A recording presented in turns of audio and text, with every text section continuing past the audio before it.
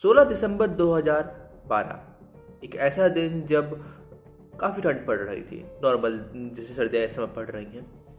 तो होता क्या है कि एक दोस्त अपने दोस्त से बोलती है कि चलिए हम लोग मूवी देख के आते हैं। तो वो लोग मूवी देख के आते हैं एज यूजुअली, जैसा हम सब करते हैं। 8 बजे वो लोग मूवी देख के आने के बाद वो डिसाइड करते हैं कि वो लोग ऑटो लेंगे। और ऑटो जब लेते हैं तो वो रिक्वेस्ट करते हैं कि भैया ऑटो वाले से कि आप हमको हमारे घर तक छोड़ दीजिए। लेकिन ऑटो ड्राइवर जो हमारे हैं जनाब, वो जनाब ये बोलते हैं कि भैया हम नहीं छोड़ सकते, अंधेरा बहुत हो चुका है, आप खुद जाइए।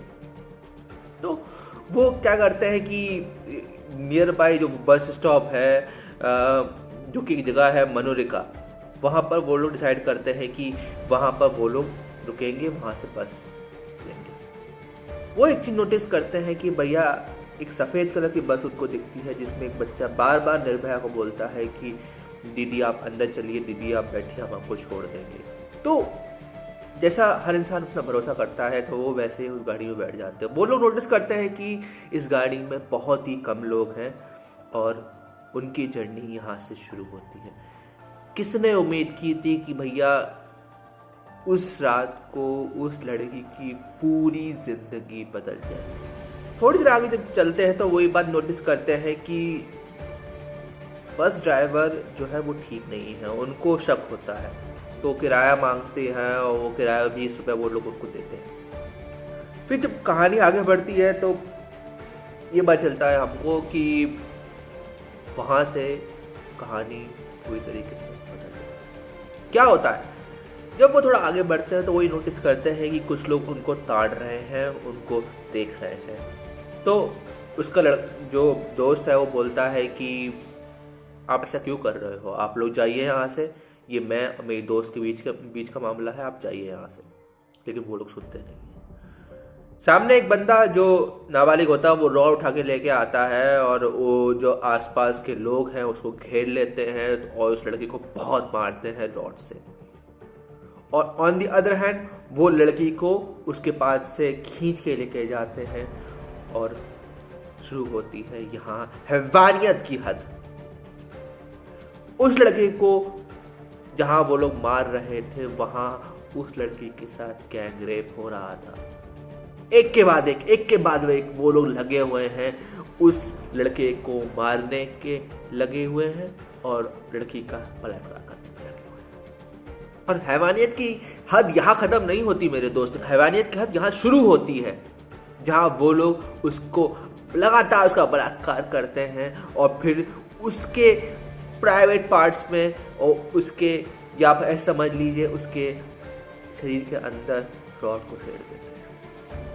और इतना ही नहीं, वो रॉड घुसेड़ते हैं और फिर बाहर निकालते हैं, फिर रॉड घुसेड़ते हैं, फिर बाहर निकालते हैं और इतना ज़्यादा हैवानियत दिखा देते हैं कि उसकी अतड़ियाँ तक, यानी कि इंटेस्टाइन तक बाहर आ जाती है। जब वहाँ भैया गैंग रेप हो रहा था तब वहाँ पर लड़के को खूब मारा जा रहा था और वो लड़का शीशा तोड़ने की कोशिश कर रहा है अपने हाथ से, मगर वो शीशे इतने ज़्यादा स्ट्रांग थे कि वो शीशे टूटे नहीं। वो चिल्ला रहा है, वो आवाज़ लगा रहा है, लड़की चिल्ला रही है, लड़की आवाज़ लगा रही है, लेकिन किसी के वो कुछ सुना ही नहीं दे रहा।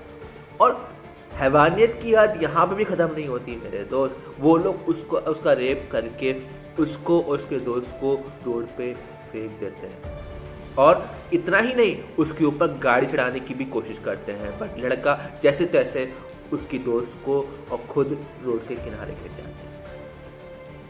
फिर हमको लगता है कि चलो ठीक है कि इतना कुछ हो गया, कम से कम कोई तो इंसानियत दिखाएगा ना।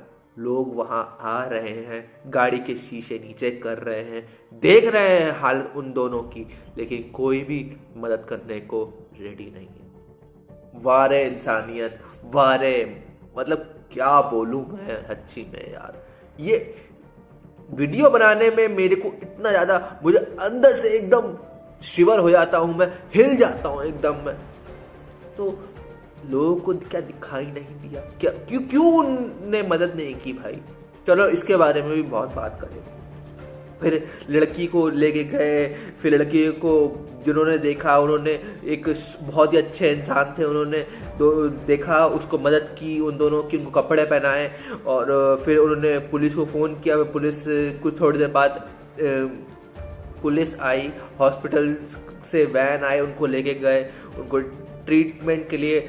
लड़की की हालत तो बहुत ही बुरी थी, उसको एडमिट किया तुरंत ही। लड़का तो चलो ठीक था, उसका इलाज हुआ, वो बाद में ठीक हो गया। लेकिन निर्भया के साथ क्या हुआ है क्लास? फिर उसके बाद उसको सिंगापुर ले गए और उसका इलाज कराने की कोशिश की और उसको बचाने की कोशिश की। पहले एम्स में उनके डॉक्टर लगे रहे, उन्होंने कोशिश की इलाज करने की, लेकिन फिर वो उनको लगा शायद हमारे पास ये टेक्नोलॉजी नहीं है, हम इसको बाहर के देशों में कहीं ट्राई करते, तो वो लोग उसे सिंगापुर ले गए और 29 दिसंबर 2012 को उसने आखिरी सांस ली। वो बोलती रही कि भैया मुझे और जीना है, मम्मी मुझे और जीना है, पापा मुझे बचा लो, मुझे बचा लो, मुझे मेरे सपने पूरे करने हैं, मुझे मेरी पढ़ाई पूरी करनी है, मुझे जो भी मेरी जो इच्छाएं हैं वो पूरी करनी है। पर हुआ क्या? आपके साथ दुख की बात यहां से शुरू होती है कि भैया अगर कहां कमी थी तो कमियों के बारे में भी बात करते हैं। सबसे पहली कमी जो शुरुआत हुई वो हुई ऑटो ड्राइवर से गलती। ऑटो ड्राइवर को अपना ईगो साइड में रख के, अपनी फैमिली, अपनी प्रायोरिटीज को भैया साइड में रख के, अगर वो उस टाइम अगर उनको उनके घर पे छोड़ देते तो ऐसा कोई केस ही नहीं होता। दूसरी गलती, उन्होंने बिना बस को सोचे समझे रैंडमली एक बस में बैठ गए सिर्फ और सिर्फ सुनने पे, जो हम लोग जो सबसे बड़ी गलती जो हम आए दिन आज करते हैं। और फिर तीसरी सबसे जो बड़ी गलती वो यहाँ पर ये कि भैया वहाँ पे आसपास जाने वाले लोगों को जब देख रहे हैं कि वो बच्ची नंगी पड़ी है रोड के किनारे सर्दियों में, और वो लोग देख रहे हैं, शीशा नीचे कर रहे हैं, उनको पता है कि वो लोग सफ़र कर रहे हैं, तब भी किसी ने रोक के इतनी सी भी इंसानियत नहीं दिखाई। लेकिन हाँ भैया, इंसानियत तब दिखाई जब भैया ये केस टीवी पे आने लगा। बहुत ज़्यादा लोग दिल में एकदम से भैया एकदम फीलिंग आ गई कि भैया अगर हमारी बच्ची हुई होती तो भैया हम लोग ने किया होता, अगर हमारी बच्ची हुई होती तो हमने वो किया होता। तब सबकी ओपिनियंस एकदम से बदल गई, है ना। तो भैया सब भैया लग गए कैंडल मार्च करने के लिए, लग गए भैया धरना करने के लिए। तो भैया अपनी जो अंदर की फीलिंग है सब एकदम से हर इंसान के अंदर जाग गई, है ना। और वो लड़की सफ़र करती रही भैया, पार्लियामेंट में हुआ केस भैया, वहाँ पे वार्तालाप हुई, बाहर इतने सारे दंगे फसाद हुए, सबके एजेंडा पूरे हुए, सबको पॉलिटिक्स सबका पूरा हुआ, सबके पर्सनल जो इश्यूज थे वो सबके ईगो सबके सेटिस्फाइड हो गए। लेकिन उस बच्ची के साथ जो हुआ उसके बारे में आज भी कोई बात करना नहीं चाहता। क्यों? क्योंकि भैया उसमें पॉलिटिक्स नहीं है, ये अपडेट में नहीं है, ये ट्रेंडिंग नहीं है, ये सोशल मीडिया पे बहुत ज़रूरी नहीं है, है ना। उसके बारे में हम क्यों बात करेंगे, ज़रूरी तो है ही नहीं। लेकिन यही चीज़ अगर हमारी माताओं के साथ, हमारी बहनों के साथ या हमारे किसी रिलेटिव के साथ अगर ऐसा हो जाए, तब सबके अंदर से एकदम से जो फीलिंग है ना, है ना। हम इसी चीज़ का तो वेट करते हैं ना कि भैया जब किसान सफ़र करे मरे तब हम बोलेंगे, जब भैया फौजी जो है सरहद पे है जो वो मरे, जब वो सफ़र करे तब हम बोलेंगे, जब कोई लड़की या के साथ रेप हो या कोई भी उल्टी फुल्टी हरकतें हो, उस पर ऐसे अटैक हो, तब हम बोलेंगे। किसी लड़की के साथ हुआ फिर तो कोई बोलता ही नहीं, सबके एकदम मुँह सल जाते हैं, है ना। और सबसे बड़े जो हम लापरवाह हैं उसके जो जिम्मेदार हैं वो कोई और नहीं, वो हम खुद हैं। क्यों भाई? मैं तो बेवकूफ़ हूँ ना, ये जो वीडियो बना रहा हूँ, है ना। मैं तो बेवकूफ़ हूँ क्योंकि भैया मेरे को था इसलिए मैंने बना दिया। आप तो यही सोचोगे, है ना। मैं ट्रिब्यूट दे रहा हूँ भैया हर उस लड़की को जिसने आवाज़ उठाई, जैसे चाकी वो निर्भया ही क्यों ना हो। निर्भया भी बोली, अपने हक के लिए लड़ी, उसका पूरा परिवार लड़ा, और मेरी तरफ से और मुझे लगता है जो भी मेरे देशवासी हैं उनकी तरफ से पूरी संवेदना है और हमारी तरफ से पूरी तरह से सिर्फ इज्जत है और सलूट है आपके और आपकी पूरी फैमिली को। मैंने इसलिए ये वीडियो बनाया है, ठीक है। दूसरी बात और, भगवान श्री कृष्ण बोलते हैं कि भैया अगर आप अधर्म को देख रहे हो, अधर्म करना तो ठीक है, अगर आप देख रहे हो लेकिन आप आवाज भी नहीं उठा रहे हो, बोल भी नहीं रहे हो, तो आप उतने ही अधर्मी हो जितना कि वो शख्स जो कि अधर्म कर रहा है। और एट लास्ट अधर्म का होता क्या है, जो इनके जो सो कॉल्ड जो है रेपिस्ट, इनके हाथ हुआ क्या हुआ, भैया उनको सूली चढ़ा दिया गया और जिसमें से एक बच्चे ने सुसाइड कर लिया, एक जो द्रोही था उसने सुसाइड कर लिया। तो सवाल यहाँ पे ये पैदा होता है कि गलती कहाँ है? क्या लड़की की गलती है कि वो जीन्स पहनती है? अच्छा, क्या लड़की की गलती है कि वो रात को 7 बजे के बाद बाहर रहती है? अच्छा, क्या लड़की की ये गलती है कि भैया वो लड़कों से बात करती है? अच्छा, ये गलतियां हैं ना। और क्या आपको नहीं लगता कि आपकी ये सोच ही सबसे बड़ी गलती है?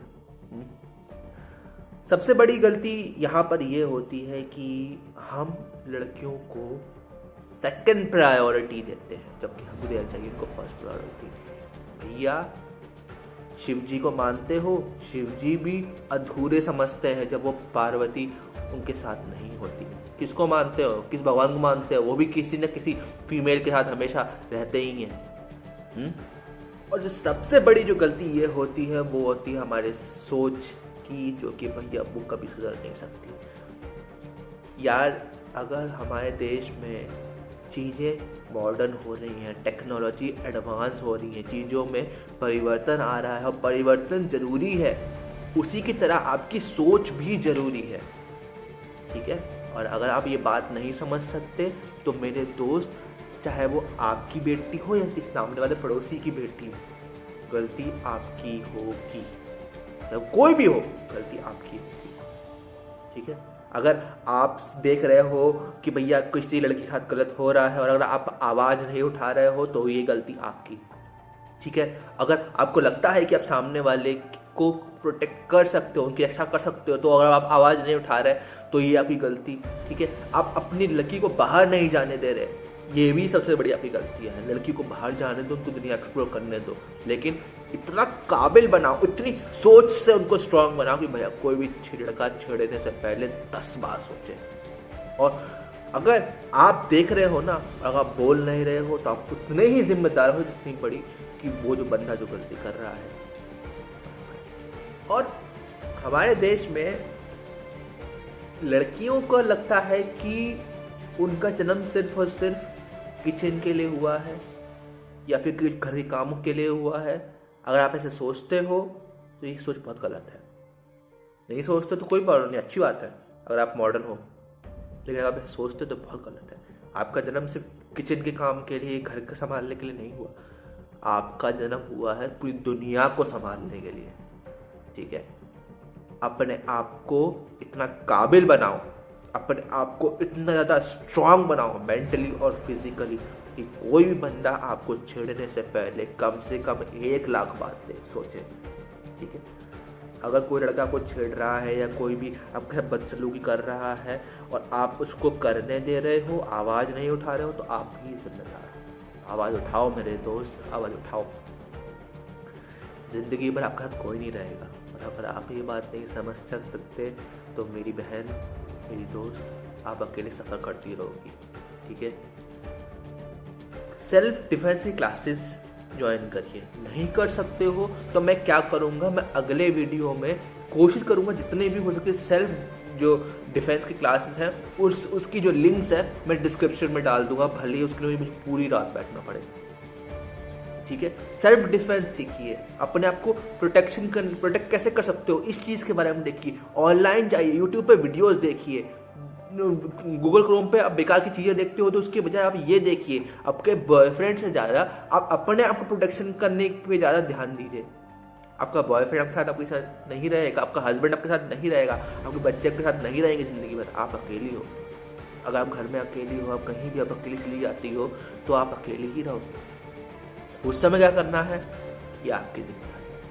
पेपर स्प्रे लेके रखिए, कोई प्रोटेक्शन के लिए कुछ नाइफ वगैरह कुछ होता, कोई भी छोटा मोटा आइटम अपने पास रखिए, जिससे आपको लगता है कि आप अपने डिफेंस कर सकते हो। ठीक है, सेल्फ डिफेंस कैसे कर सकते हो आप उसके पे वीडियो जाइए देखिए। अपना ख्याल रखना हर इंसान की खुद जिम्मेदारी हो, फिर चाहे वो लड़की हो चाहे लड़का। बहुत ज़्यादा हिल जाते हैं हम लोग जब ये सोचते हैं कि ऐसा कुछ, चाहे वो 6 साल की बच्ची के साथ होता है, चाहे वो फिर 90 साल की बच्ची के साथ, औरत के साथ होता है, किसी के साथ भी ऐसा होता है, हम पूरी तरीके से हिल जाते हैं। और गलती यहाँ पर सिर्फ और सिर्फ एक है, वो है लड़कों की, और लड़कों की भी नहीं, वो हर उस माँ बाप की जिन्होंने लड़की हो या लड़का जिसको फुल लिबर्टी दी है कुछ भी करने की। तो भैया अपने बच्चों को दो लिबर्टी, फुल लिबर्टी, कि भैया तुम जो चाहो वो करो, है ना। तो भैया वो तो करेंगे ही करेंगे, और फिर आपकी बदनामी, अपने खानदान की बदनामी, ठीक है। और भैया जो इतने सो कॉल्ड जो इज्जत है ना, उसका जो टैग लिए घूमते हो ना, तो भैया वो उसको फोल्ड करो और डाल लो। ठीक है जी, बात चुभ रही है ना, तो ये सच है। आप उतने ही रिस्पॉन्सिबल हो। ये वीडियो मैंने बना दिया है, देखना हो देखो, नहीं देखना तो उठ के चले जाओ, कोई फर्क नहीं पड़ता, छोड़ दो वीडियो, कोई जरूरत नहीं है।